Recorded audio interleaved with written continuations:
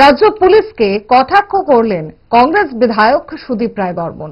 বললেন, পুলিশ তার নিজেদের গরিমা রক্ষা করতে পারছে না, করুণা হয় পুলিশের জন্য। রাজধানীর সার্কিট হাউসের গান্ধী মূর্তির নিচে অবস্থান কর্মসূচিতে অংশ নিয়ে এইভাবেই পুলিশকে কটাক্ষ করতে দেখা গেল কংগ্রেস বিধায়ককে। পুলিশের ভূমিকা সারা রাজ্য জুড়ে যেরকমটা চলছে সেরকমটা হচ্ছে, এখানে হচ্ছে। আমার